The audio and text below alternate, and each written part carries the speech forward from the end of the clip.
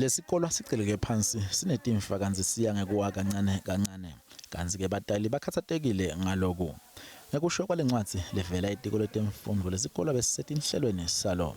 Lesikolo bekulinzile ukuthi sitsilidwe kulungiswa nalamanye amagumbi ekufundzela nga-2020 bese kucala kwakha ngeminyaka timali wa-2021-2022 lophela kulenyanga lesikuyo. Ithathe isinqumo sokuthatha abantwana sibabeke ekhaya sivale isikolo.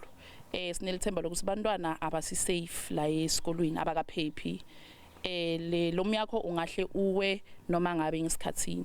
Sifuna i-department isiyakhele isikolo. Baka infrastructure sihlangane nabo basithembisa ukuthi isikolo sitoyakhwa as soon as they can 2020-2021.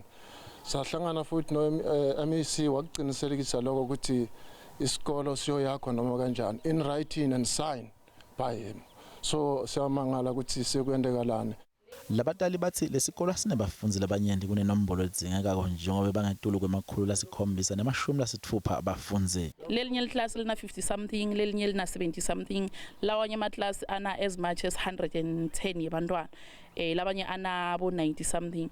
Lokho kusiyenda singakhoni ukucomplya nema regulations e-COVID-19. Litiko letemfundvo lithi imiklamo leminyenti kulungisa takhiwonchanti tetikolo iphazamiswe yi-COVID-19.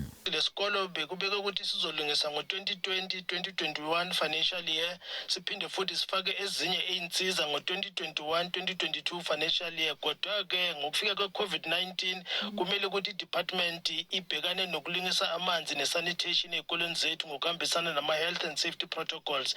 Leli tiko ke alikaniketi isikhathi ukuthi litawulungisa nini kepha Batali batsembisa ngekuvala tikolo tibomakhelwane uma ngabe leli tiko lingagcini tithembiso talo.